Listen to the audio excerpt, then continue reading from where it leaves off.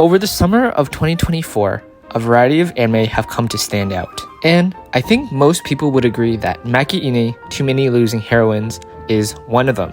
Hey everyone, welcome back to another Honest Corey Reviews, where I break down with everything I like, dislike, and everything in between. Then I give a final rating and some few hot takes on the anime. I think walking into this show, most people were expecting it to be another rom-com, such as Alia or The Dangers of My Heart. But honestly, this show dives way deeper than you expect from its genre. It's like you're handed a simple ice cream, but then they throw on some extra sprinkles and maybe even a cherry on top.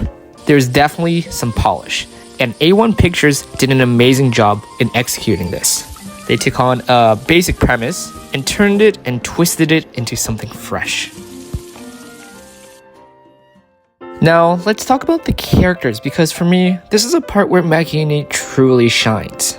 Each character feels so well-rounded and real. Take Anna, Chika, and Remen, and they all have their own arcs to develop.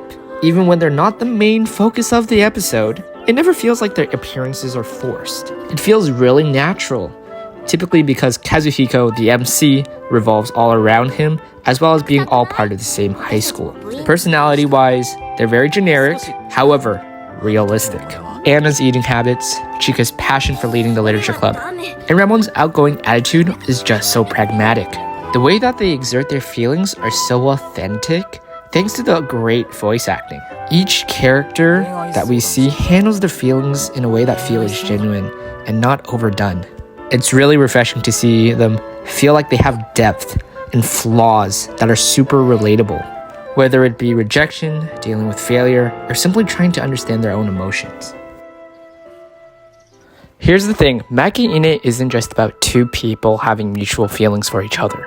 It explores themes that are rarely touched upon in mainstream anime.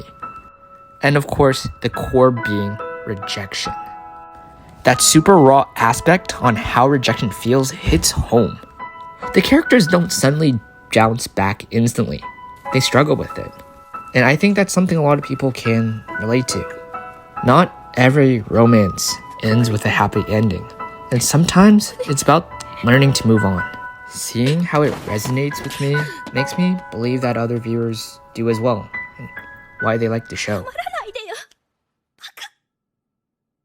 Now the visuals, absolutely gorgeous. The studio did a fantastic job with the camera movements and animation. Everything feels smooth, clean, and again, polished. Even the comedic moments land quite well thanks to the excellent facial expressions and timing, of course. There's not too much for the music, as I thought the opening and ending were fine, but they don't stand out compared to Mashley's or Nokotan's. The background gives just enough sparkle for special moments in the show. Okay, let's conclude with a few more interesting takes.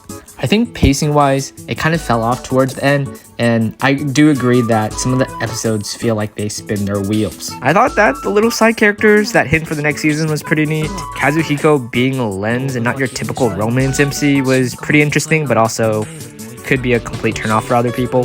Kind of reminds me of another character from Princess Connect Redive. Fanservice is 100% there, but I'm kind of neutral towards it.